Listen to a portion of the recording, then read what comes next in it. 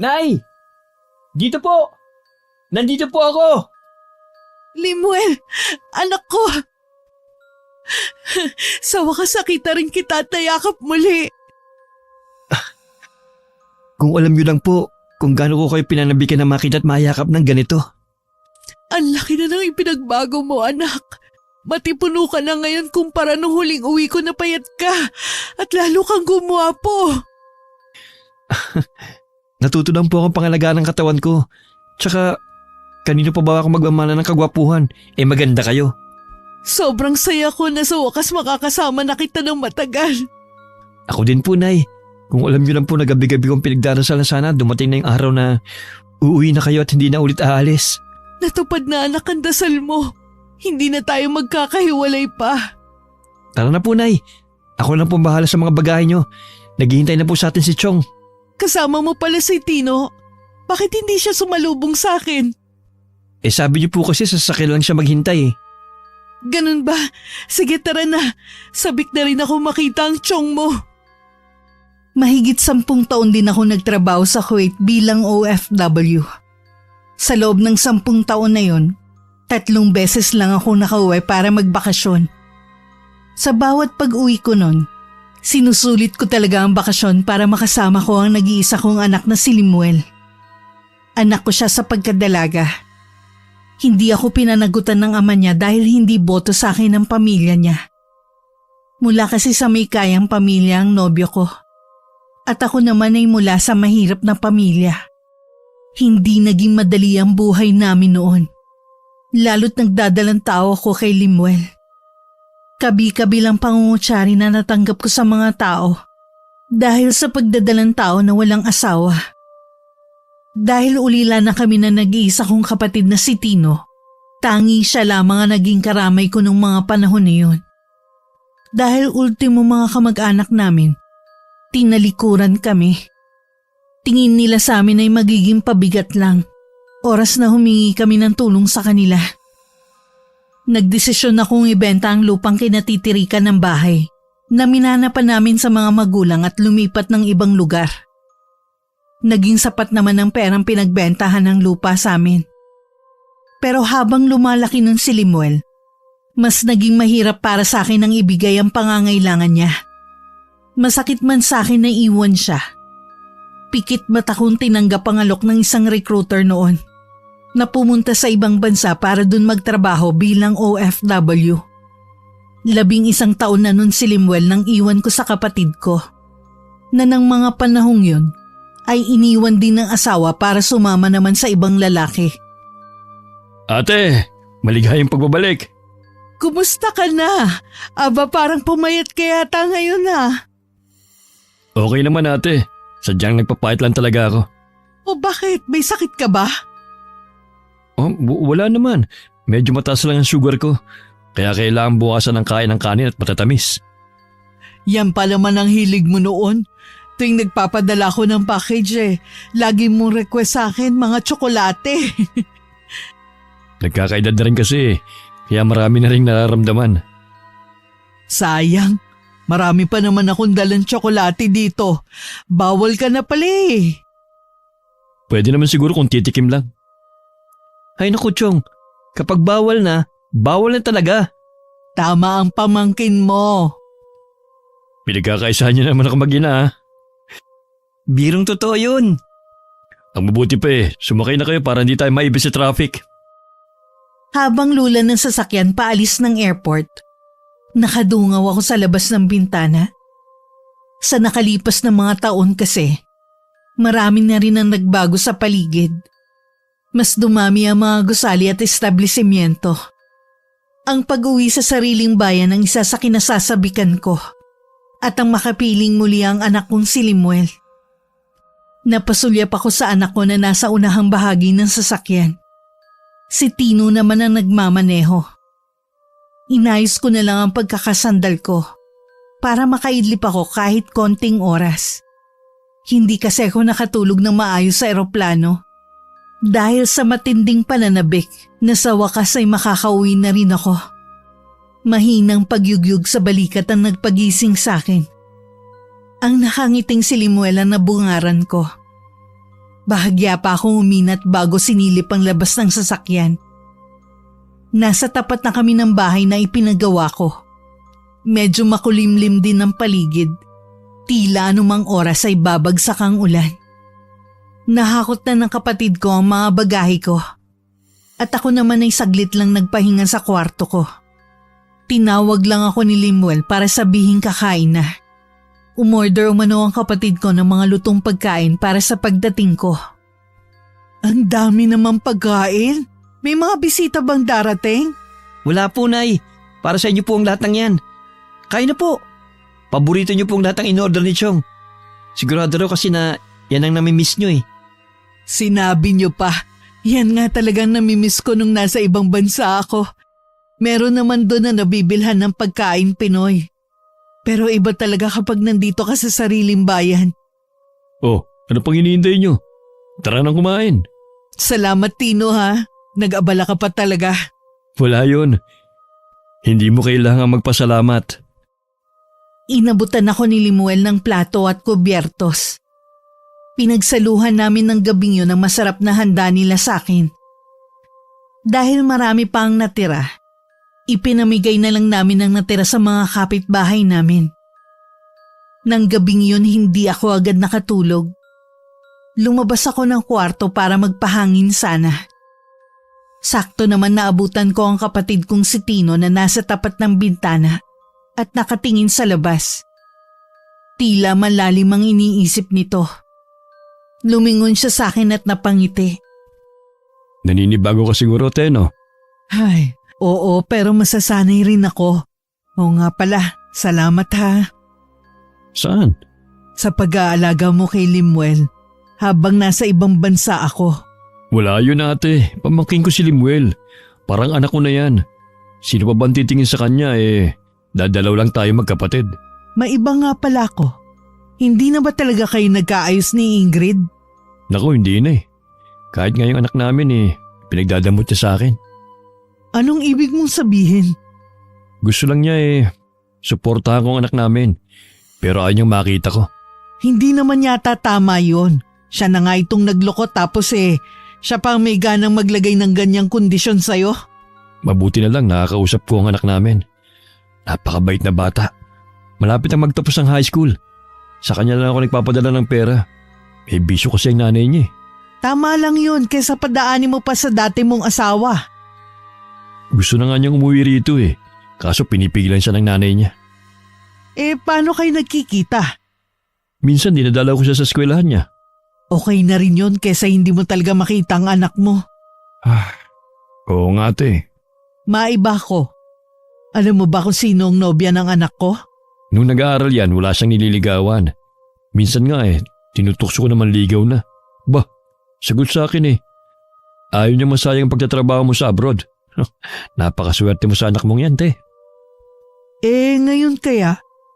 1 taon na rin naman siyang tapos mag-aral Meron siyang ikinukwento pero alam kong hindi niya kursunada. Bakit naman? Ang sabi niya hindi daw maganda Nakakahiya daw ipakilala sa'yo. Hindi naman ako tumitingin sa panlabas na itsura Ang importante sa akin, nagmamahalan silang dalawa. Yun na nga walang gusto sa kanya si Limuel. Ganun ba? Oo, tsaka minsan na nasa palengke kami. Nakita ni Limuel na namamalengke rin yung babae. Taga ibang barangay lang kasi yun Itinuro sa akin ng anak mo. Naku, hindi naman sa pamimintas ha. Kahit yata pangit hindi siya magugustuhan. Ano bang itsura? Basta, ang hirap niyang ilarawan O siya, wag na lang. Tsaka sabi mo nga hindi naman siya gusto ni Limuel. Nagkwentuhan pa kami sandali ni Tino bago ako nagpaalam na papasok na ng kwarto. Bumibigat na rin kasi ang talukap ng mga mata ko. Bago ko siya iwan, binilinan ko na isarang maigi ang mga bintana at pinto. Naalala ko kasi dati na muntik nang mapasok ang bahay namin nung bagong pagawa pa lang ito. Mabuti na lang ay nagising si Tino. Bago pumasok sa kwarto, sinilip ko muna si Limuel sa kwarto niya. Nakatabi lang ng akin. Nakadapa siya at mahimbing na ang pagkakatulog. Kinabukasan naman, maaga akong nagising para ipagluto si Limuel bago siya pumasok sa munisipyo sa bayan kung saan siya nagtatrabaho. Oh, gising ka na pala. Sige na, maupo ka na riyan. Malapit na tong sinangag. Dapat po nagpapahinga pa kayo ngayon, Nay. Alam ko pagod pa kayo eh. Hayaan mo na ako. Gusto ko namang pagsilbihan ka. Namimiss ko kasi tong ginagawa ko sa'yo noon eh. Hayaan mo naman na makabawi ako sa'yo. Sa dami ng sakripisyo niyo sa akin, matagal na po kayo nakabawi. Masaya akong pagsilbihan ka. Hayaan mong asikasuhin kita hanggat hindi ka pa nag-aasawa. Wala pa po sa isip ko yan, Nay. Sabi ng tiyong mo sa akin wala ka pa raw nobya. Bakit naman? Abala lang kasi ang mga babae sa pag-aaral ko. Noon yon. Ngayon naman nakapagtapos ka na at may trabaho ka na. Hindi ko pa po kasi nahahanap ang babaeng gusto ko eh. Ano ba kasing katangian ng babaeng hinahanap mo? Yung pong katulad niyo sana, Nay. Kung ako magiging panuntunan mo sa paghahanap ng babaeng magugustuhan, mahihirapan ka talaga. Hanapin mo yung itinitibok ng puso mo. Opo. Sa ngayon po focus muna ako sa trabaho at sa inyo. Mabuti pa kumain ka na. Nilagyan ko na ng sinangag ang plato ni Limuel. Longganisa at itlog ang niluto kong ulam para sa kanya. Alam ko kasing yun ang paborito niyang ulam kahit noon pa. Nang makaalis si Limuel, sinimulan ko naman ang paglilinis ko sa buong bahay. Inuna ko muna ang kwarto niya. Habang tinutupi ko ang mga damit niya sa aparador, hindi ko maiwasan na mapaluha. Maraming taon kasi ang nawala sa aming mag-ina. Tiningnan ko rin ang album kung saan naroon ang mga larawan niya nung hindi na kami magkasama. Baka sa pamamagitan ng pagtingin ko sa mga larawan niya, maibsan ang kalungkutan ko sa mga panahon na labis ako nangulila sa kanya. Nung matapos ko ang paglilinis sa kwarto ni Limuel, lumabas na ako para sana magluto ng tanghalian. Pero naabutan ko si Tino sa kusina na naglilinis ng isda. Ako na riyan. Wag na ate, magpahinga ka na lang dyan. Ako nang bahala sa tanghalian natin. Ikaw nang nagluto ng almusal natin eh. Pareho kayo ng sinasabi ni Limuel. Ginagawa niyo naman akong lumpo kung hindi ako kikilos dito. Hindi naman namin sinabi na habang buhay kang wag kumilos. Ang sa amin lang, ipahinga mo muna ang sarili mo sa trabaho. Hindi naman kasi ko sanay na walang ginagawa eh. Bakit hindi mo dalawin ang mga dati mong kaibigan? Naisip ko nga rin yan at madalhan na rin ng mga pasalubong. Ate, may sasabihin pala ako sa'yo. Tungkol naman saan? Tungkol sa tatay ni Limuel. Pwede ba Tino, wag mo nang banggitin ang tungkol sa taong yan. Ayoko na makabalita ng kahit ano sa kanya at sa pamilya niya. Baka lang kako kasi maging interesado ka lang. Pwes wala na akong pakialam pa sa kanya. Bakit parang nagagalit ka pa rin? Ibig sabihin, apektado ko pa rin sa kanya. Oo, apektado pa rin ako dahil sa ginawa niya at ng pamilya niya sa akin. Pero puro galit na lang ang nararamdaman ko sa kanya. Kinakarma na nga sila ngayon eh. Ha? Ano ka mo? Kinakarma na kako sila ngayon. Buti nga sa kanila. Nung sabihin ko nga kay Limuel, wala siyang reaksyon man lang. Noon pa naman kasi, tanggap na niyang wala siyang ama. Wala na rin siyang pakialam sa tatay niya. Mabuti nga yung tanggap na agad niya. Hindi na ako mahihirapang pang magpaliwanag sa kanya. Hindi na muli pang binanggit ni Tino ang tungkol sa ama ni Limuel. Hanggang ng mga sandaling ito, may kirot pa rin sa puso ko ang tungkol sa ginawa niya at ng pamilya niya sa akin. Pero nasisiguro kong wala na ni katiting na damdamin sa puso ko para sa kanya. Samantala, hindi naman maipinta ang mukha ni Limuel nang makita sa kantin ng isang babaeng halatang kanina pa naghihintay sa kanya. Lemuel, buti dumating ka na. Kanina pa kita hinihintay eh. Gusto ko kasing sabay na tayo mananghalian. Kumain na ako kanina. Bibili lang sana ako ng maiinom. Ha? Saan ka kumain? Sa opisina. Ganun ba? Akala ko kasi dito kakakain eh. Sa susunod, huwag mo na akong hintayin pa. Kasi gusto ko kasi… Ayaw kitang kasabay kumain. Teka lang, Lemuel. Huwag mo naman ako talikuran. Mag-usap muna tayo. Bakit ba ganyan ka makitungo sa akin? Wala ka ba talagang pakiramdam ha? O sadyang makulit ka lang? Gusto ko lang naman makipagkaibigan sa'yo. Ayaw kitang maging kaibigan. Pakiusap lang. Huwag na huwag ka nang lalapit sa akin kahit kailan. Pero Lemuel, teka lang. Tumalikod na lang si Lemuel at hindi na itinuloy ang pagbili ng maiinom sa kantin. Buong maghapon tuloy mainit ang ulo niya dahil kay Lyra. Sa munisipyo rin nagtatrabaho si Lyra bilang sekretary ng mayora nila. Matalino naman ang babae at magaling makisama sa mga katrabaho. Pero una pa lang na pagkikita ng dalawa, mabigat na ang loob ni Lemuel sa kanya. Lagi niya kasing nahuhuli ang babae na nakatingin sa kanya.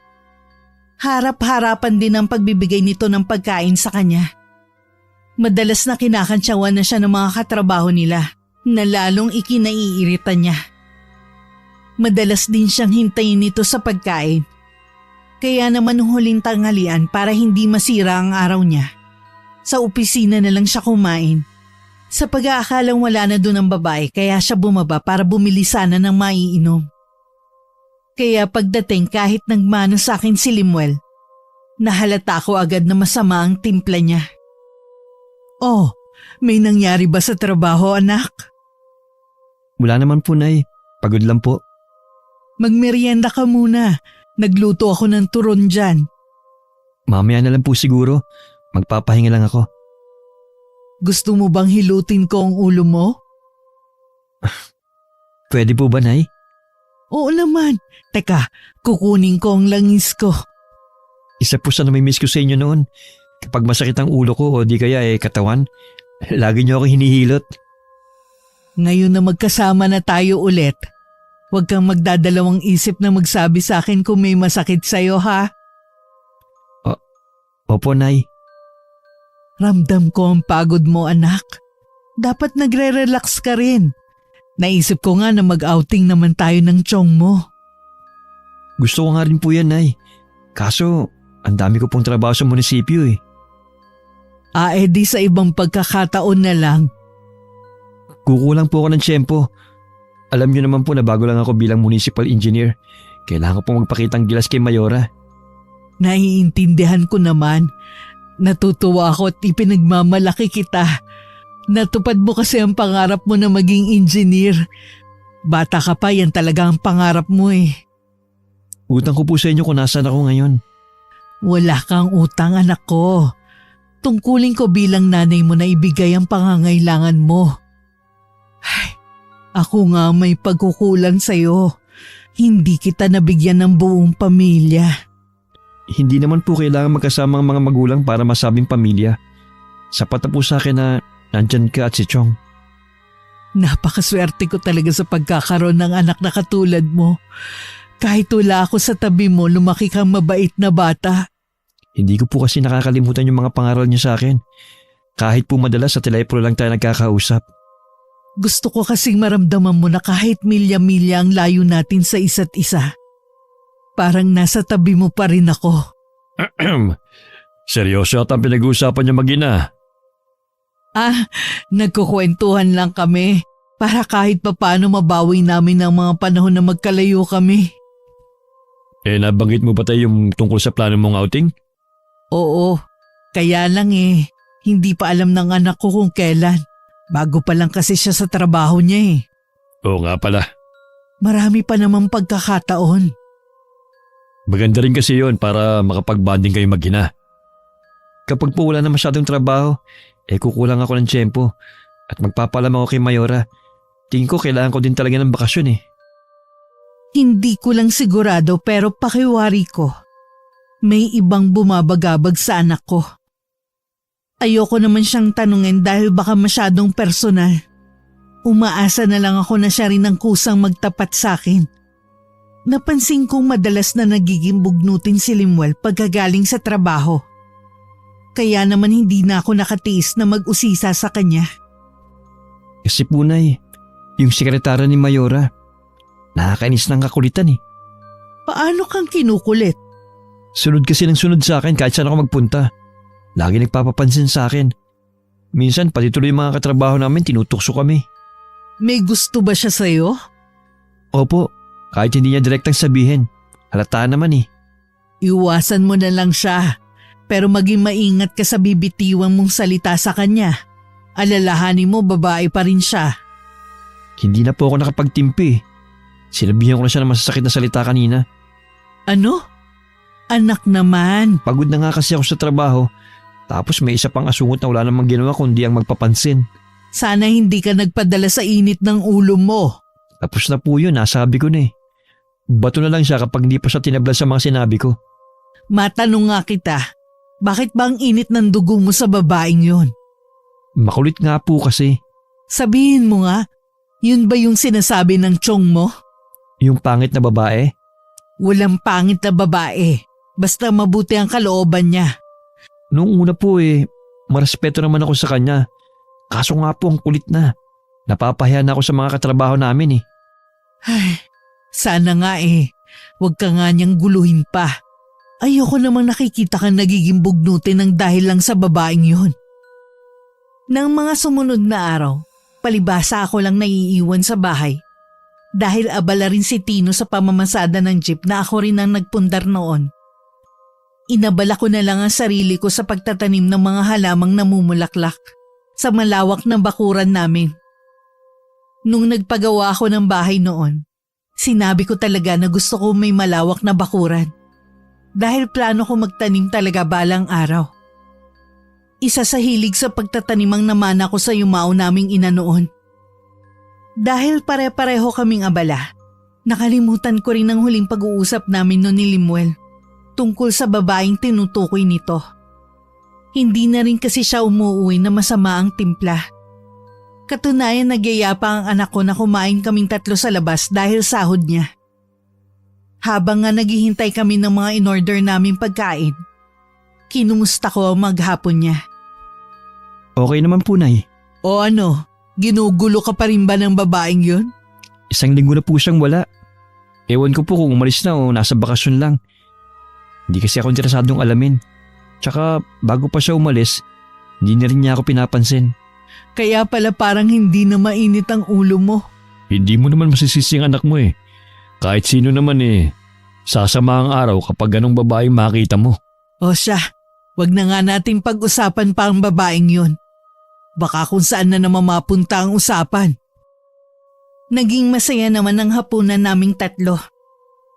Kaya nga lang pakiramdam ko may nagmamasid sa amin ng mga oras na yun.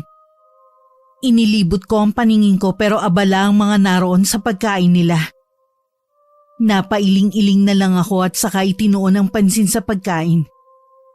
Hanggang makauwi kami, dama ko yung pakiramdam na tila may lihim na nagmamasid sa amin. Bakit po, Nay? Kanina ko pa napapansin na para kayong hindi mapakali. Naninibago lang siguro ko. Hindi na ako sanay na maraming tao. Ganun po ba? Dalasan na lang po natin ang pagkain sa labas. O sige anak, yun na rin ang bonding nating 3. Nang gabing yun, nanatili lang akong nakatitig sa kisame ng kwarto ko. May kung anong bumabagabag sa akin na hindi ko naman maipaliwanag. Pinagsawalang bahala ko na lang ang bagay na yun. Baka nga tama ang anak ko at kapatid. Naninibago lang ako sa pagbabalik ko. Matulin na lumipas ang mga araw. Nahuwiwili na ako sa pag-aalaga ng iba't ibang mga halaman. Minsan dumadayo pa ako sa ibang lugar para mamili lang ng mga halaman na aalagaan ko. Aba ate, balak mo ba magbenta ng mga halaman? Napakarami naman yan ah. Nako hindi. Gusto ko lang alagaan ng mga to. Naalala ko tuloy yung nanay natin. Mahilig din sa mga halaman yun eh. Ay, sinabi mo pa. Sayang nga lang maaga silang kinuha sa atin. Huwag na nga natin silang pag-usapan. Nalulungkot lang ako. Wala ka bang pasada ngayon? Wala ate, bukas pa ako mamamasada. Magkikita kasi kami ng anak ko eh. Ah, ganun ba? Kaya pala bihis na bihis ka ngayon ah. O paano? Alis na ako. O sige, mag-iingat ka. Sinusundan ko pa ng tanaw ang kapatid ko habang palayo ang sinasakyan nito. Tsaka ko lang ibinalik muli ang pansin ko sa ginagawa kong paglilipat ng mga halaman ko sa nabili kong bagong mga paso. Nang mga sumunod na araw, kapansin-pansin ang pagiging masigla ni Limuel. Lagi din siya nakangiti kapag uuwi, kahit nababaka sa kanya ang sobrang pagod. Napapadalas na rin ang pag-uwi niya ng gabi at aalis naman ng maaga ng bahay. Minsan sa sobrang pagmamadali, hindi na siya kumakain ng agahan. Sa hapunan naman madalang na rin namin siyang makasabay. Dahil madalas, kumakain na siya sa labas. Nakakapanibago ang ikinikilos ng anak mo. Hindi naman siya dating ganyan ah. Nag-aalala na nga ako eh. Nangangayayat na rin kasi siya. Hindi kaya may nobya ng anak mo? Di sana sinabi niya na sa atin. Sa bagay nga, hindi naman maglilihim sa atin ang batang yan. Pero kailangan ko pa rin alamin ang ibang ginagawa niya. Baka naman kasi magkasakit siya. Sumang-ayon naman sa akin ang kapatid ko. Nang araw na yun, hinintay ko ang pagdating ni Limuel galing trabaho. Nakakaramdam na ako ng antok pero hindi pa rin siya dumarating. Pasado 11:00 na nang makarinig ako ng pumaradang sasakyan sa labas ng bahay. Agad akong tumayo sa pagkakaupo sa mahabang upuan. Hinintay ko na pumasok si Limuel. Katulad ng inaasahan ko, bahagya siyang nagulat na makitang gising pa ako. Nay, bakit hindi po kayo natutulog? Kasi hinihintay kita. Bakit ngayon ka lang? Pasensya na po kayo, Nay, kung napuwit kayo sa paghihintay sa akin. Sa susunod po huwag niyo na akong hintayin. Hindi naman ako bata eh. Gusto kasi kita makausap. Tungkol po ba saan? Pwede po ba bukas na lang? Hinaantok na kasi ako eh. Maaga din po akong papasok bukas. Tungkol nga dyan sa ginagawa mo. Alam mo palang maaga pa ang pasok mo bukas. Bakit gabing-gabi ka nang umuwi? Ilang oras na lang ang itutulog mo niyan. Tapos hindi ka na rin nag-aalmusal. Tingnan mo nga yung sarili mo sa salamin. Butot balat ka na lang. Hayaan niyo lang ako sa ginagawa ko. Anong hayaan? Yun ba ang ibig mong sabihin? Ang ibig kong sabihin, hayaan niyo lang ako sa buhay ko. Sa gusto kong gawin. Naririnig mo ba yung sinasabi mo, ha? Sa tingin mo kaya kapag nagkasakit ka, sinong lalapitan mo? Di ba ako rin? Ilang beses din naman ako nagkasakit nung wala kayo eh. Pero naging maayos naman ako. Hay Limuel, sabihin mo nga. May pinagdadaanan ka bang problema na hindi mo masabi-sabi sa amin ng tiyong mo? Wala nga po.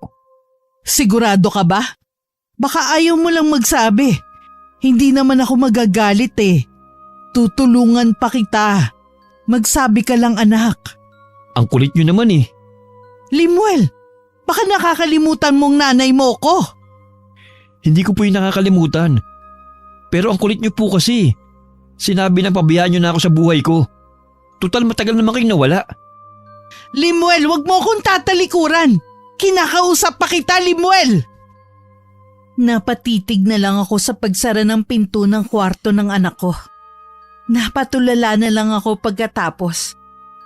Hindi ako makapaniwala sa inasal niya sa akin. Sumagi din sa isip ko ang mga binitiwan niyang salita sa akin kanina. Biglang nanikip ang dibdib ko at parang gusto kong maiyak. Kinabukasan maaga pa rin akong bumangon para ipagluto ng almusal ang anak ko. Nang pumasok siya sa kusina, wala siyang imik na dumulog sa hapagkainan. Napansin ko na tamilmil siyang kumain at tila malalim ang iniisip. Naisip ko na lang na baka dahil sa nangyari kagabi. Ilang sandali lang, umalis na rin si Limuel nang hindi nagpapaalam sa akin. Naiiling na lang akong nasundan siya ng tingin. May nangyari ba? Nagkaroon lang kami ng konting pagtatalo kagabi. Kaya pala. Pero dapat nagpaalam pa rin siya. Hindi yung para kang hangin na hindi nakita. Hayaan mo na. Palalamigin ko muna ang sitwasyon. Tsaka ko na siya kakausapin ulit. Kakausapin ko rin siya. Nag-aalala na rin kasi ako sa kakaiba niyang ikinikinis itong mga nakaraang araw eh. Sa pagdaan ng mga araw, Imbis na magkaayos kaming mag-ina, tila ba lalong lumala ang sama ng loob sa akin ni Limuel. Wala naman akong ginagawang masama. Pero tingin ko ba lahat ng pag-aasikasong ginagawa ko sa kanya ay mali sa paningin niya? Dumaan ang mga araw na tuluyan na akong hindi pinapansin ng anak ko. Kahit si Tino ay pabalang na rin sinasagot ni Limuel. Nung minsan tanungin kung ano ang problema niya. Wala nga sabi akong problema eh. Ba't ba ang kulit nyo? Umayos ka. Tinatanong lang kita. Talagang tatamaan ka sa akin kahit nandiyan pa nanay mo. Sige, subukan mo. Tama na, Tino. Hayaan mo na lang siya. Sige na, Limuel, pumasok ka na sa trabaho mo, baka mahuli ka pa. Pagsabihin mo kasi ang kapatid mo. Akala mo kung sino siya eh. Talagang Huwag mo nang patulan. sumusobra na yung anak mo ha. Kung hindi mo kayang suhetuin, akong gagawa para sa'yo. Hayaan mo na lang muna. Anong hayaan? Kita mo kung paano sumagot-sagot eh. Dati ba may pagkakataon na ganyan sumagot si Limuel? Yun ang pinagtataka ko eh. Bakit siya umaasta ng ganyan? Dati naman siyang hindi ganyan eh. Kailangan kong alamin kung bakit nagkakaganon ang anak ko, Tino. Gumanda lang ang araw ni Limuel nang magkita sila ng tanghalian ni Lira sa kantin. Nang makita sila ng mga katrabaho nila, ang iba ay bumakas ang matinding pagtataka at ang iba ay hindi maiwasang magtaas ng kilay sa nakikita sa kanila. Umorder lang ng pagkain si Limuel para sa kanila at ibinalik na niya ang kanyang atensyon sa babaeng kaharap na ngayon ay nobya na niya. Nagniningning din ng mga mata ni Lira at hindi mabura-bura ang ngiti sa labi. Ikaw lang ang pinakamagandang babae para sa akin. Mangako ka na kahit na kailan, hindi ka titingin sa ibang lalaki. Oo naman. Ikaw lang ang lalaki sa buhay ko. Patawarin mo rin ako sa hindi magandang trato ko sa'yo noon. Hayaan mong bumawi ako sa'yo. Sabi ko naman sa'yo, matagal na kitang pinatawad. Alam ko naman na sulsulan ka lang ng tiyuhin mo. Huwag kang mag-alala. Hindi ko sila papakinggan kahit anong mangyari. Sa'yo lang ako makikinig at susunod na parang alipin. Talaga ba? Sa akin ka lang susunod? Oo naman. Ganun kita kamahal. Eh kung totoo yan, gusto ko na sanang lumagay sa tahimik na buhay. Total, nasa hustong gulang na naman tayo eh. Sabihin mo lang kung kailan. Kahit sang simbahan, pakakasalan kita. Kahit hindi na sa simbahan, kay Mayora nga lang eh. Okay na sa akin. Ang gusto ko lang naman, magkasama tayong habang buhay. Yun din ang gusto ko. Ang wag na tayo maghiwalay pa. Kung alam mo lang na kulang ang oras na magkasama tayo rito. Pag uwi ko, ikaw pa rin ang laman ng isipan ko. Kaya nga, magpakasal na tayo sa lalong madaling panahon para lagi na tayong magkasama. Kung ganon, aayusin ko na mga kakailanganin natin sa kasal. Lalong lumawak ang pagkakangiti ni Lira sa narinig na sinabi ng anak ko. Ang mga nakarinig naman sa usapan nila ay hindi makapaniwala na maririnig yun kay Limuel. Punong-puno rin sila ng pagtataka sa ikinikilos niya. Hindi naman kasi kaila sa buong building kung gano'n niya kinaiinisan si Lira. Alam nilang may mali pero hindi naman nila matukoy kung ano. Ang alam lang nila, mula nang bumalik si Lira mula sa pagbabakasyon nito galing probinsya, doon na rin nagbago si Limuel. Naging mabait at malambing na siya rito, na tila pinananabikan niya talaga ang pagbabalik ng babae. Dahil sa nangyari kay Limuel, wala akong ganang gumawa ng kahit ano sa bahay. Hindi ko na rin masyadong naaalagaan ang mga halaman ko. Ayoko sanang gawin ng isang bagay na matagal ko nang nilimot. Pero tingin ko yun lang ang paraan para matulungan ko ang anak ko. Ate, akala ko ba kakalimutan mo na yung gawain mong yan? Bakit inilabas mo na naman yung kahon na yan? Wala naman akong planong manakit eh. May kailangan lang akong gawin para malaman ko ano bang nangyayari kay Limuel. Baka may pinagdadaanan lang ang anak mo. Baka pagod lang sa trabaho. Hindi, Tino. Bilang ina, nararamdaman kong may hindi tamang nangyayari kay Limuel. Ano sa tingin mo nangyayari sa kanya?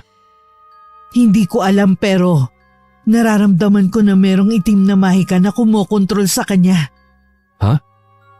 Kinukulam ba si Limuel? Hindi siya kinukulam. Meron lang ginawa sa kanya para maging sunod-sunuran siya sa taong yun. Pero sino kayang gagawa nun? Hindi na muna mahalaga kung sino siya. Kailangan ko munang matulungan ang anak ko na makawala sa taong yun. Nang araw na yun hindi umuwi si Limuel. Hanggang inabot na ng 3 araw. Sa labis kong pag-aalala, nagpasama ako kay Tino sa munisipyo kung saan nagtatrabaho si Limuel. Ngunit ni isa sa kanila ay walang alam kung nasa ng anak ko. Maging sila man ay nagtataka daw sa naging pagbabago sa ugali nito. Wala na raw makalapit pa dito dahil lahat kagalit. Wala kaming pagpipilian kundi umuwi na muna sa bahay. Kaya ganun na lang ang gulat namin na madatnan namin si Limuel doon. Limuel, bakit ngayon ka lang umuwi? Sobrang nag-aalala kami sa'yo. May importante lang po akong inaasikaso. Aalis din po kagad ako. Ha? Pero kararating mo lang ah. May importante nga akong inaasikaso eh. Ano ba yung inaasikaso mong importante ha? Basta po, kailangan ko nang umalis. Hindi ka aalis hanggat hindi mo ipinapaliwanag kung ano ba yung inaasikaso mo. At kailangan mo pang mawala ng ilang araw. Para kang walang kasama sa bahay ah. Ano kami ng tiyong mo? Tau-tauhan mo? Nasa hustong gulang na ako. Eh ano ngayon? Nanay mo pa rin ako. Karapatan ko malaman ang mga pinagagagawa mo. Tsaka ano yung nasa envelope na yan? Bitiwan niyo po yan. Wala kayong… Teka, ano tong mga dokumento na to? Saan mo gagamitin? Ate, mukhang nagbabalak na magpakasal ng anak mo. Ano? Kaya ba sinasabi mong nasa hustong gulang ka na? Opo, at hindi niyo ako mapipigilan. Hindi ka naman pinipigilan eh. Pero bakit kailangan mong ilihim? Hayaan niyo lang ako sa gusto ko. Hinahayaan ka naman namin eh. Hindi ko lang maintindihan kung bakit hindi mo sinasabi na may bala ka na palang mag-asawa. Ipakilala mo sa amin ang babaeng yan. Hindi po maaari. Tiyak naman natututol kayo eh. Bakit naman kami tututol? Kung nagmamahalan kayo, walang magiging problema sa akin. Yung babae na ba yan ang dahilan ng bigla mong pagbabago? Huwag niyo po siyang pagbibintangan ng ganyan. Wala po siyang kinalaman sa pagbabago ko. Eh bakit hindi mo siya iharap sa amin? Hindi po pwede. Pues, hindi mo makukuha mga dokumento na to hanggat hindi mo ipinapakilala ang babaeng yan. Hindi niyo magagawa yan sa akin. Huwag niyo kaming paglayuin. Hindi ko kayo pinaglalayo. Gusto ko lang siyang makilala para mabasbasan ko rin ang relasyon nyo. Nakikiusap po ako, Nay. Narinig mo bang sinabi ko? Parang batang humihikbi pa ang anak ko na tinalikuran kami. Pumasok siya sa kwarto niya at nagkulong doon. Nang lumapit ako sa may pinto, may narinig akong kausap niya sa kanyang cellphone. Parang nagsusumbong siya dito habang umiiyak. Napagtanto ko ng mga sandaling yun na tama nga ang kutob ko. Hindi na ako nag-aksaya pa ng panahon. Agad ko nang inihanda ang mga kakailanganin ko para agad kong malunasan si Limuel. Tutol naman si Tino sa plano kong gawin. Baka pwedeng humingi lang tayo ng tulong sa ibang manggagamot. Bakit pa? Kaya ko naman pagalingin ang anak ko. Ayoko lang kasi na yan na magtulak sa'yo para bumalik sa dati mong gawain. Nangako ka, ate. Gagamutin ko lang si Limuel. Wala akong balak bumalik sa ginagawa kong pangungulam. Sige na nga. Pero pagkatapos, itago mo na ulit ang kahon na yan, ha? Huwag kang mag-alala. Wala akong balak balikan ng nakaraan. Sana nga. Ayoko lang kasi na matulad ka kay inay. Batid mo naman kung anong ikinamatay niya. Nakahanap siya ng magaling na katapat. Huwag mo nang ipaalala ang nangyari kay inay. Bakit wag? Kung yun lang ang paraan para hindi mo na maisipan pang balikan ang ginagawa mo dati. Kung magsalita ka parang hindi ka naniniwala sa akin ah. Naniniwala naman ako. Kaya lang, gusto ko pa rin paalalahanan ka. Baka kasi dahil kay Limuel makalimot ka. Nang maiwan akong mag-isa, tsaka ako kinuha ang itim na libro na galing kay inay. Binuklat-buklat ko yon hanggang mapunta sa pinakahuling pahina. May binasa ko doon na isang orasyon na kailangan ko. Nung gabing yun, nagpasabi ako kay Tino na wag akong aabalahin. Ang inay po. Ay, nasa kanyang kwarto. Nagpasabi na wag muna siyang aabalahin. May kailangan ka ba sa kanya? Meron po sana Hihingin ko yung dokumento sa kanya. Hindi mo ba naiintindihan ang sinasabi ng nanay mo, ha? Ipakilala mo muna sa kanya ang babaeng yon. Ipapakilala ko din naman po pero hindi pa sa ngayon. Sino ba kasing babaeng yon? Saan mo nakilala? Basta po. Anong basta? Kita mo nga ang pagbabago dyan sa ugali mo nang dahil sa babaeng yon. Natuto kang sumagot ng pabalang sa nanay mo. Sumusobra naman kasi si nanay paminsan Ano? Nanay mo pa ang sumusobra sa lagay na yan? Huwag na po tayo magtalo pa, Chong. Mabuti pa. Matutulog na lang ako. Hindi ka na ba maghahapunan? Hindi na po. Itutulog na lang ang hapunan. O siya, bahala ka na nga. Hindi naman ako magugutom kundi ikaw. Hindi rin makakain si Tino ng hapunan, kaya itinabi na lang niya ang ulam. Hindi rin siya makatulog sa labis na pag-aalala. Hinintay na lang niya akong lumabas ng kwarto ko. Malapit na nun maghating gabi. Naabutan ko pa siyang naghihikab sa may sofa. Tumayo siya nang makita ko. Sumenyas ako sa kanya na huwag maingay. Tumango naman siya sa akin. Pabulong lang din ang aming naging pag-uusap. Tanging-tango lamang ang naisagot ng kapatid ko sa lahat ng mga sinabi ko.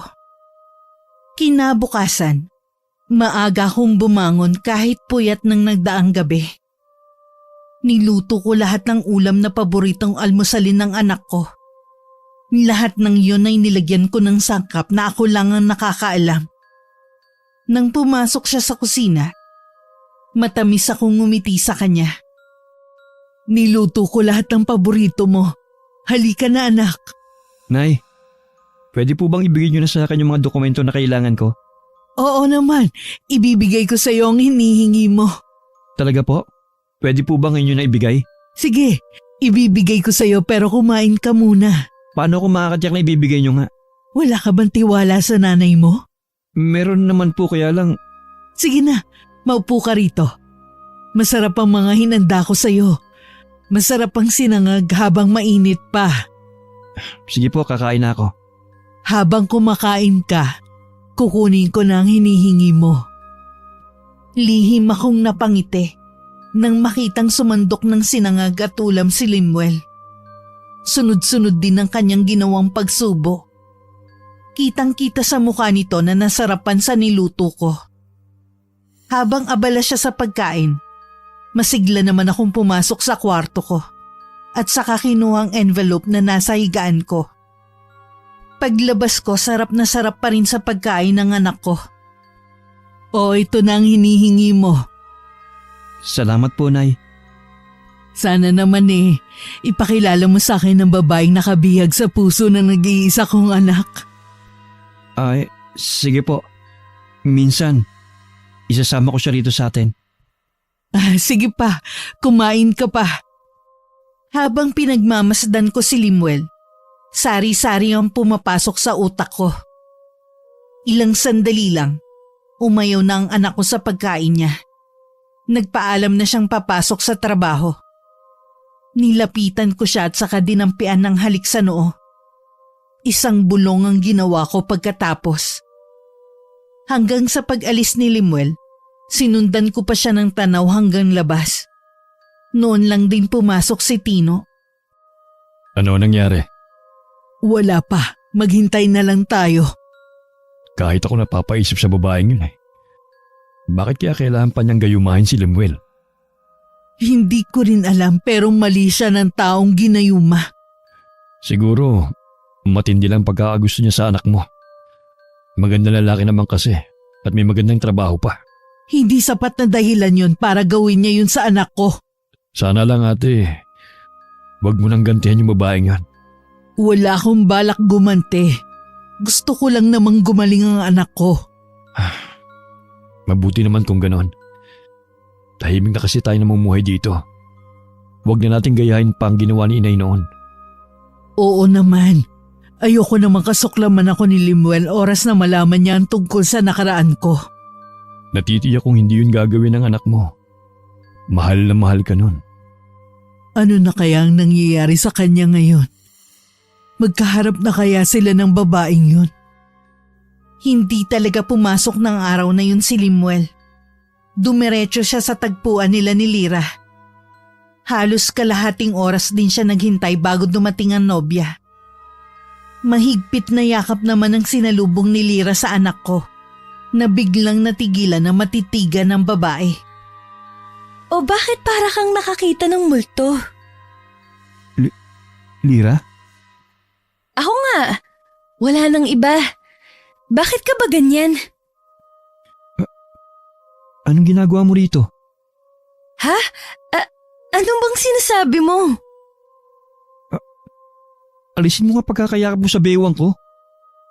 Lemuel, ano bang nangyayari sa'yo? Walang nangyayari sa akin.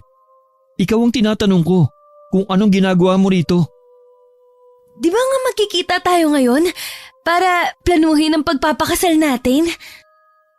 Ano ka mo? Kasal? Magpapakasal tayo? Baliw ka na nga yata. Lemuel naman, totoong sinasabi ko. Plano na natin magpakasal. Baliw ka na nga talaga. Di makita ka nga. Nasusuka na ako. Magpapakasal pa ako sa'yo? Hindi kaya wala ng bisa ang… Ano sinasabi mo? Magtapat ka nga. May ginawa ka ba sa akin? Para madala mo ako dito lang hindi ko namamalayan? Wala. Ikaw ang nagdala sa akin dito. Sabi mo pa nga, ito ang magiging poga ng pagmamahalan natin. Ibig mong sabihin? Maniwala ka sa akin. Nagmamahalan tayo. Marami na tayong mga plano. Hindi. Hindi ko alam ang mga sinasabi mo. Sinabi lang lumayo ka sa akin. Ano bang gusto mong gawin ko? Para maniwala ka ulit sa akin. Huwag mo muna akong kausapin. Naguguluhan lang ako lalo. Isa lang ang alam ko. Kahit kailan, hindi kita magugustuhan. Kaya wag na wag mo nang babanggitin ang sinasabi mong kasal. Yun naman ang totoo eh. Dala mo pa nga mga dokumento na kailangan natin sa kasal natin eh. Ayan o, yung hawak mong envelope. Tignan mo pa. Imposible mga sinasabi mo.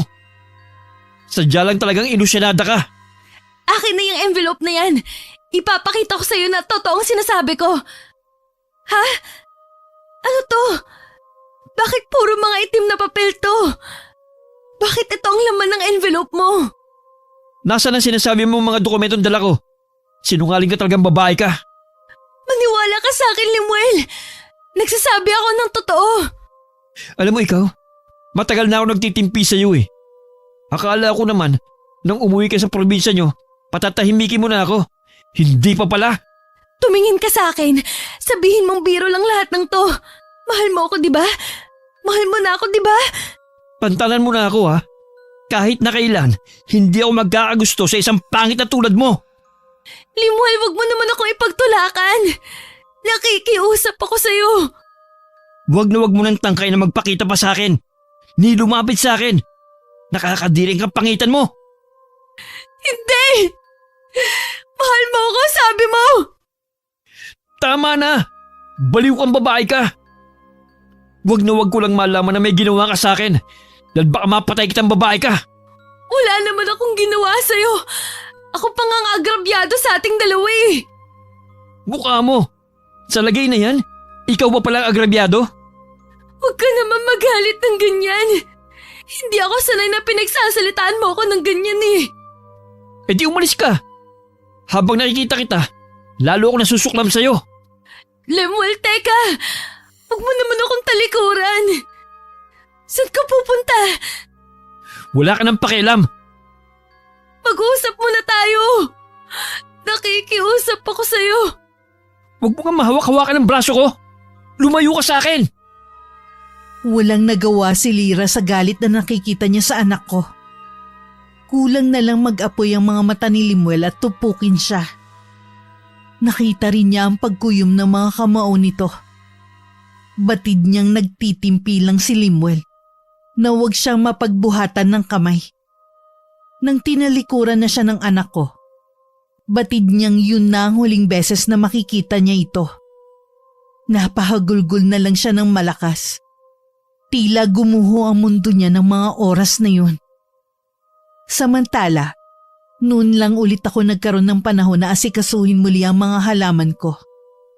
Nagulat pa ako na may biglang yumakap sa akin mula sa likuran ko. Limuel, akala ko nasa trabaho ka.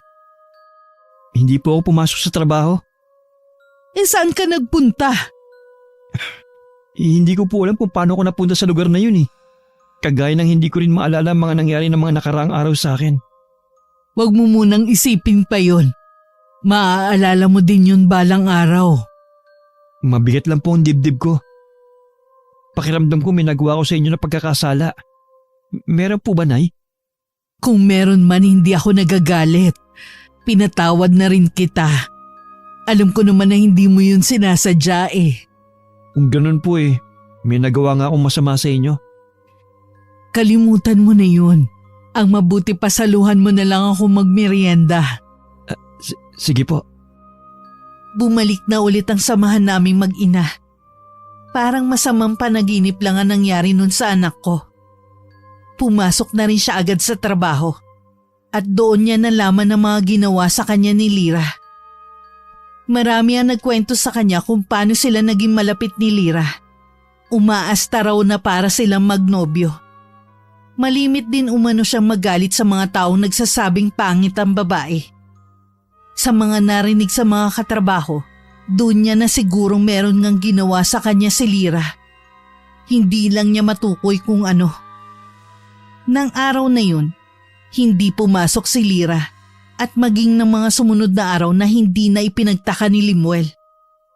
Mas ginusto na rin niya yon para hindi na laging masira ang araw niya. Nang mga sumunod na araw, akala ni Limuel wala na siyang problema. Pero nagising siyang inaapoy ng lagnat. Nagkaroon din ng pantal-pantal na pula ang kanyang balat.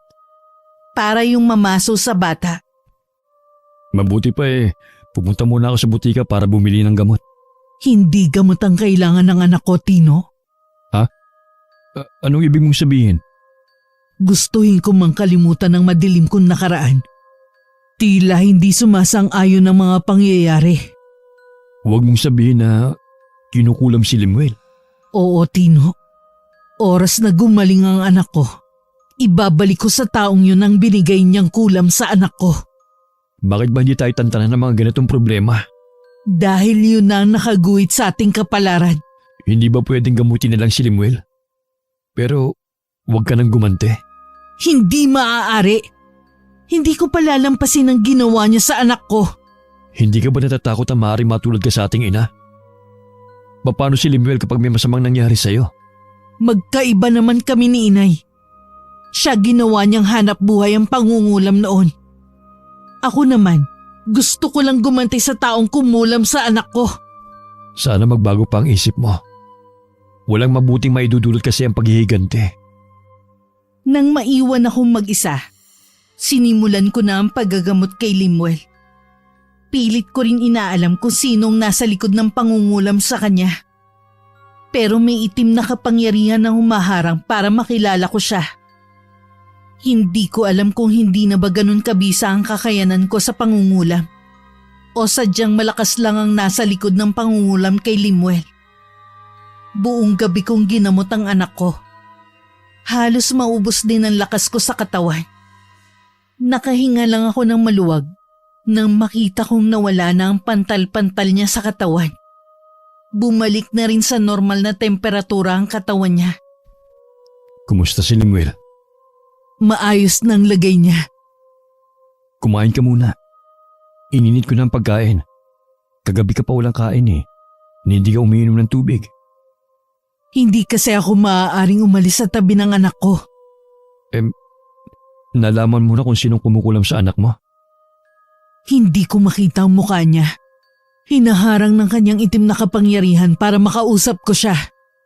Pero isa lang ang natitiyak ko. Isa siyang babae.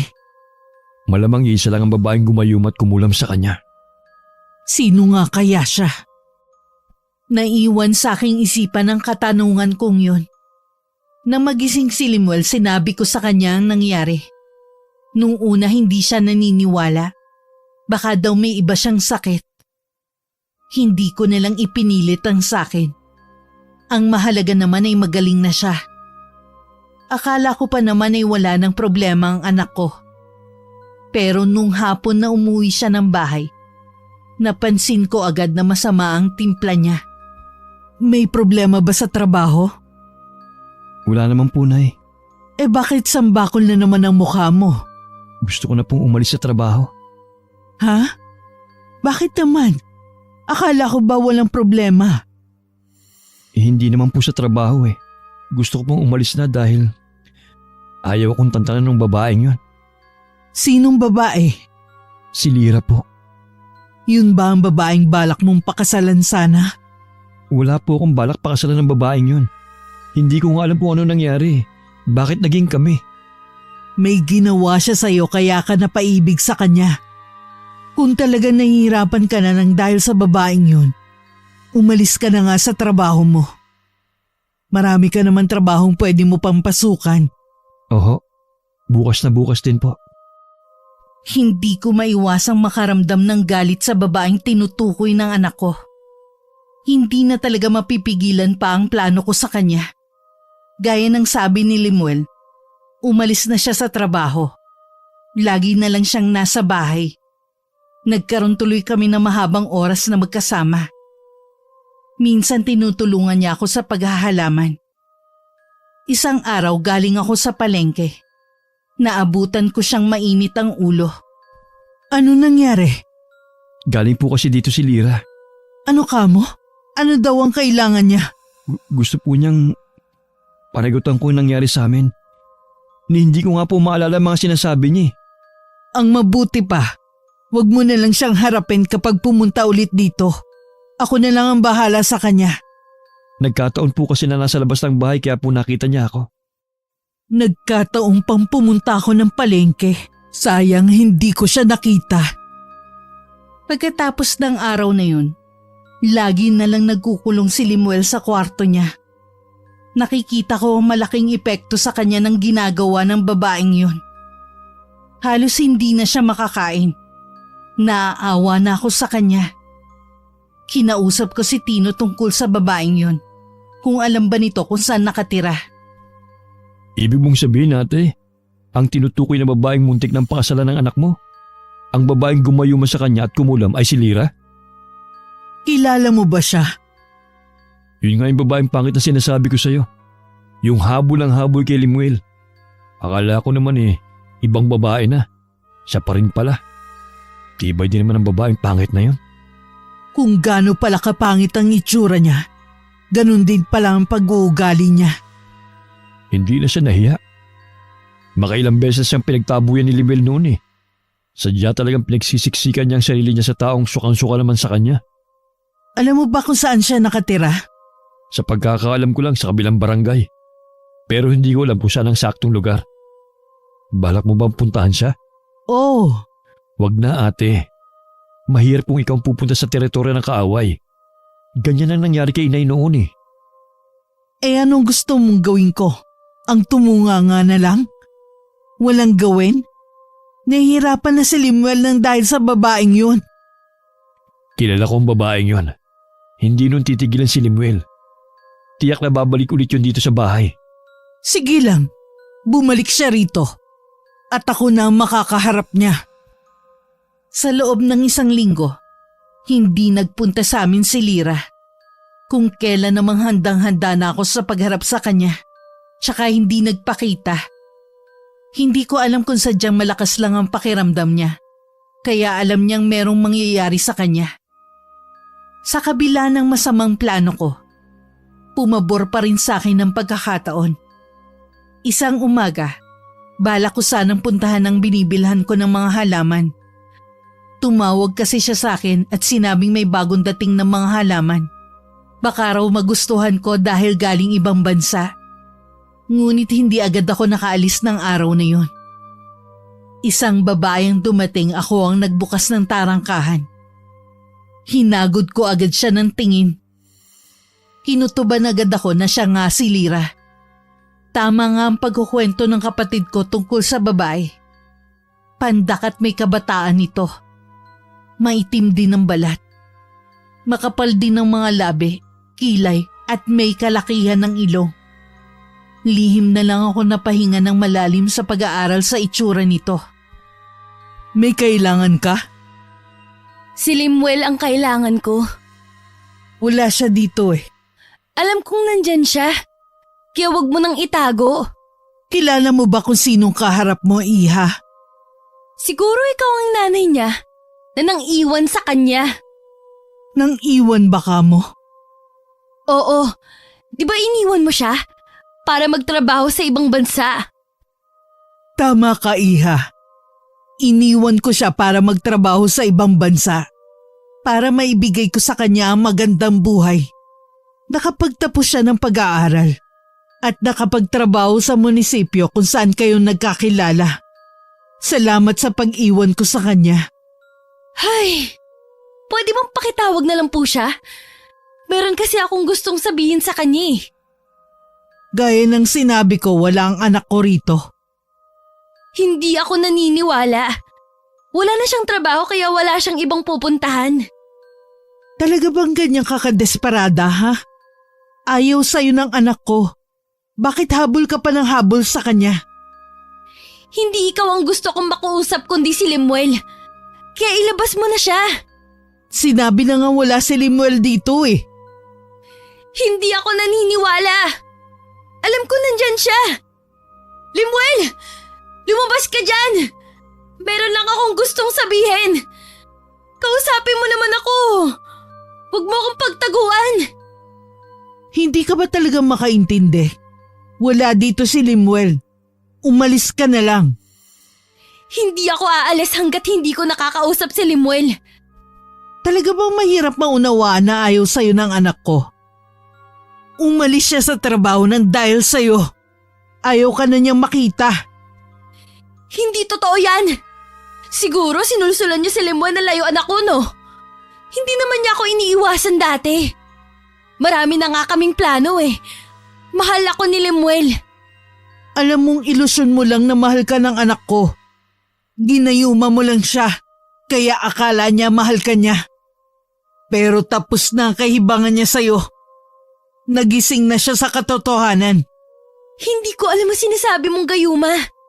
Nagmamahalan kami ni Limuel. Siya nga, kaya ba iniiwasan ka na niya ngayon? Nilalason mo kasi ang isip niya. Kayo ng kapatid mo. Mahal talaga ako ni Limuel. Kung ako sa'yo, titigilan mo na ang anak ko kung ayaw mong ibalik ko sa'yo ang mga ginawa mo sa kanya. Ha? Hindi ko alam ang sinasabi mo. Huwag ka na magkaila pa. Ginayuma mo siya nung una. Nang hindi ka magtagumpay, kinulam mo naman ang anak ko. Huwag mo akong pagbibintangan ng ganyang kasamang bagay. Hindi ko yan magagawa sa mahal ko. Eh bakit ka namumutla? Sino pa naman ang hindi matatakot sa mga sinasabi mong matanda ka? Ngayon alam ko na kung bakit hindi ka magustuhan ni Limuel. Maliban sa pangit ka na, pangit din ang pag-uugali mo. Anong sinabi mo? Hoy! Anong ginagawa mo rito, ha? Wala ka talagang modo. Nanay ni Limuel ang kaharap mo. Isa ka pa! Umalis ka na. Bawal dito ang pangit. Akala niyo kung sino kayong kagaganda ng mga itsura. Pare-pareho lang naman tayong tao ah. Ikaw kasi ang nauna. Hindi kami mga palapintas na mga tao. Pero sa nakikita ko, nasa iyo ang problema. Hindi naman kayo ang gusto kong makausap eh. Ipakausap mo na lang sa akin si Limuel. Hindi ka nun haharapin. Sukang-suka na ang pamangking ko sa'yo. May araw din kayo. Pagsisisihan niyo ang ginawa niyong to sa akin! Huwag mo kaming pagbabantaan, Iha, sa sarili naming pamamahay. Hindi mo kami kilala. Baka bumalik sa'yo ang mga binibitiwan mong salita. Hindi ako natatakot sa inyo! Hindi niyo rin ako kilala! Nasundan na lang namin ng naiiling na tingin ng pag-alis ni Lyra. Ngayon ko lang nauunawaan ng anak ko na kahit kailan hindi niya magugustuhan ng babae. Si Tino na nagsara ng gate. Nakasunod pa rin siya ng tingin sa babae na makailang beses pang lumingon sa amin. O di ba? Ang kapal ang pagmumukha ng babaeng yon. Bagay na bagay ang itsura at ugali. May mga tao pala talagang ganun. Oo naman, marami sila. Si Limuel. Ayun, nasira na naman ang araw. Narinig kasi ang boses ni Lyra. Sabi ko wag na lumabas. Kawawa naman ang anak ko. Kasalanan lahat ng babaeng yun eh. Sumang-ayon naman ako kay Tino.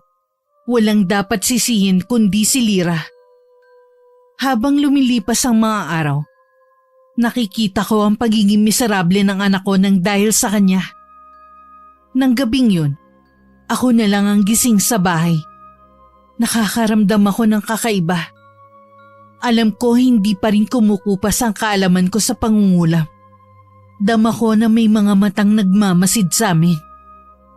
Pumasok ako sa kwarto at inilabas muli ang kahon kung saan nakalagay ang itim na libro at iba pang gamit sa pangungulam. Galing pa ang mga gamit na yun sa yumao naming nanay. Sa akin niya ipinamana ang kanyang kaalaman sa pangungulam. Dahil tanging sa anak na babae lamang pwedeng ipamana ang kaalamang yon. Kinuha ko rin ang itim na libro at saka umusal ng orasyon na naglalaman ng kahindik-hindik na sumpa. Kinabukasan nanghihina ako at halos hindi makabangon. Pero hindi ako nagsisisi sa ginawa ko nung nagdaang gabi. O ate, tinanghali ka ata ng gising ngayon ah.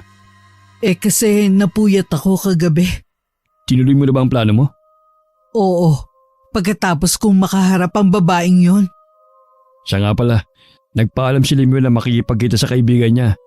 Hapon na raw siya uuwi. Mabuti nga't nang hindi na siya nagmumukmok dito sa bahay. Yun nga ang sabi ko sa kanya eh. Oh, ate, okay ka lang? Medyo nahihilo lang ako. Anong oras ka ba natulog kagabi? Umaga na halos. Tsaka malaki ang nawala sa aking lakas. Tigilan mo na kasi ang ginagawa mo. Ipaubahin na lang natin sa Panginoon ang lahat. Gusto ko lang turuan ng leksyon ng babaeng yon. At para tigilan na rin niya si Limuel. Sa ginawa mo, baka tigilan na nga niya ang anak mo. Sa ginawa kong kulam sa babaeng yon, titigilan na talaga niya si Limuel. Hindi ako papayag na masira ang buhay na nag-iisa kong anak nang dahil sa kanya. Gabi-gabi ko pa rin ginagawa ang orasyon sa kwarto ko. Kailangan ko kasing ulit-ulitin yon para mas mabisa ang epekto nun sa babaeng yun. Isang araw habang nasa bakuran ako at naglilipat ng mga bagong bili kong halaman sa mga paso, dumating si Limuel. Hindi na ako nagulat sa ibinalita niya sa akin. Wala siyang kaalam-alam na ako ang nasa likod ng lahat ng yun. Dapat nga matuwa ka sa nangyari sa babaeng yun. Parang nakaganti ka na rin. Kahit po marami siyang ginawang hindi maganda sa akin, hindi ko po gugustuhin na magkasakit siya ng malubha. Isipin mo na lang na bumalik lang sa kanya mga ginawa niyang kasamaan. Oo nga po, hindi ko kailangan makonsensya. Hindi naman ako may gawa nun sa kanya eh. Nasa na daw si Lyra? Sabi ng kaibigan niya, sinubukan daw nilang dalhin sa ospital pero tumanggi. Minsan kasi hindi lahat ng sakit kayang gamutin ng doktor. Baka alam niya yun. Ano pong ibig niyo sabihin, Nay? Wala. Mabuti pa kalimutan mo na ang babaeng yun. Opo, Nay. Oo nga po pala. Nakausap yung dati kong kaklase. May bakante daw sa pinagtatrabahuhan niya. Pwede ko raw subukan mag-apply doon. Talaga? Aba, magandang balita yan. Ano ang desisyon mo? Susubukan ko po, Nay. Sayang naman po eh. Tsaka, naiinip na rin po ako rito sa bahay. Tama yan kesa magmukmuk ka dito sa bahay. Ipagdadasal ko na matanggap ka sana agad. Salamat po, Nay. Natanggap naman agad si Limuel sa inaplayan niyang trabaho. Medyo malayo nga lang at kailangan maaga siyang umalis ng bahay at gabi na rin nakakauwi. Ayos lang naman yun. Para hindi siya nadadatnan ni Lira na patuloy pa rin sa pagpunta sa bahay. Katulad ng araw na yun. Naiiling na lang si Tino habang nakatanaw dito sa labas ng bakod namin. May sakit na nga. Sige pa rin ang punta rito. Ayaw niya talagang sumuko ah. Ang tindi naman ang tama niya sa anak mo. Na kay Limuel na kasi ang mga katangian na hinahanap ng isang babae. Kaya maswerte ang babaeng mamahalin ng anak ko. Ako na lang haharap sa kanya. O sige, marami pa kasi akong gagawin eh. Sumabay na ako sa paglabas ng bahay kay Tino. Dumiretso ako sa mga halaman ko. Samantalang siya, nilapitan si Lira na may takip pa ng tela ang buong mukha. Malapit lang naman sila sa pwesto ko, kaya rinig na rinig ko pa rin ang kanilang pinag-uusapan. Bakit nandito ko na naman, ha? Gusto kong makausap ang nanay ni Limuel. Ano ang kailangan mo sa kapatid ko? Bakit hindi siyang lumapit sa akin? May ginagawa siya. Kaya sa akin mo lang sabihin ang pakay mo. Nakikiusap ako sa'yo. Siya ang gusto kong makausap. Hindi ko alam ang sinasabi mo. Aba, marunong ka na makiusap ngayon? Hindi naman ako magtatagal eh. Hindi ko kasi alam kung gusto kanyang kausapin eh. Sige na, kakausapin ko na siya, Tino. O sige, pero dito lang ako. Baka mamaya kung ano naman ang sabihin ng babaeng yan sa'yo eh. Ano bang kailangan mo sa akin? Alam kong ikaw ang bigawan nito sa akin. Hindi ko alam ang sinasabi mo. Huwag ka nang magsinungaling pa. Alam mong kasalanan sa Diyos ang ginagawa mo. Kasalanan ba ka mo sa Diyos? Yung ginawa mo sa anak ko, hindi ba kasalanan sa Diyos? Wala akong intensyon manakit ng tao. Gusto ko lang naman makuha ang puso niya eh. Yun lang ang intensyon ko. Hindi katulad mo. Gusto mo akong magdusa. Walang magulang na gustong masaktan ng kanilang anak. Kapag naging ina ka na rin, tsaka mo ko maiintindihan. Kahit ano pang dahilan mo, mali pa rin ang ginagawa mo. Kaya ka lang nagpunta dito para sabihin ng mali ko. Hindi. Nandito ako para makiusap, magmakaawa o kung kinakailangan na lumuhod sa harapan mo. Tanggalin mo na ang sakit na ibinigay mo sa akin. Paano kung ayoko? Nagmamakaawa ako sa'yo. Kung gagawin ko yung sinasabi mo, ipinapangako mo ba na hindi ka na ulit magpupunta rito? Hindi mo naguguluhin ang anak ko? Oo, pangako. Kung ganun, umuwi ka na. Babawiin mo na ba ang sakit na ibinigay mo sa akin? Marahan ang ginawa kong pagtango habang nakatingin sa kanya. Sumilay naman ang ngiti sa labi niya. Pagkatapos nagpaalam na rin siya sa amin. Bumalik na rin ako sa ginagawa ko. Sumunod naman sa akin si Tino at umupo sa bakanting upuan. Babawiin mo ba ang kulam sa kanya? Hindi. Mula kanina nabasa ko na ang laman ng iniisip niya. Nakakabasa ka na ulit ang laman ng isipan ng tao? Mula lang nung bumalik ulit ako sa pangungulam. Tingin ko nga, hindi talaga senserong babaeng yun eh. Hindi ko alam pero noon pa mabigat ang loob ko sa kanya eh. Dahil nararamdaman mong hindi siya mabuting tao. Sa kabila ng lahat, hindi pa rin ako sangayon sa ginagawa mo. Kaya nakikiusap ako. Tama na ang paggamit ng itim na kapangyarihan. Pangako huli na to. Sa akin na magtatapos ang sumpa ng pamilya. Hindi ko rin naman to maaaring ipamana kay Limuel. Alam natin na tanging babae lamang sa pamilya ang pwedeng magmana ng kakayanan namin ng inay sa kulam. Salamat naman kung ganon. Muli akong nagpakawala ng itim na kapangyarihan. Yun na ang huling gagawin ko. Pagkatapos ng ilang araw, nabalitaan na lang namin na nagpatiwakal si Lira. Sabi dahil daw sa matinding kabiguan sa pag-ibig kaya niya yung nagawa. Nagulat naman si Limuel, pero para na rin siyang nabunutan ng tinik sa dibdib sa pagkawala nito. Sa kasalukuyan wala pa rin nalalaman si Limuel sa lihim ko. Minabuti ko na wag na lang sabihin sa kanya. Dadalhin ko na lamang yun hanggang sa aking huling himlayan. Matapos kong ibaon ang kahon kung saan naroon ang itim na libro at gamit sa pangungulam, nagpunta ako sa simbahan at nagbalik loob sa Panginoon. Marami akong inihingi ng kapatawaran. Nakalimot ako na lahat ng mga biyayang natatanggap namin ay galing sa Kanya. Pagkatapos ng pagbabalik loob ko, gumaan kahit papano ang pakiramdam ko. Sa paglipas ng mga panahon, maraming beses na sinubok ang aking katatagan ng mga problema. Totoo nga ang sinasabi nila.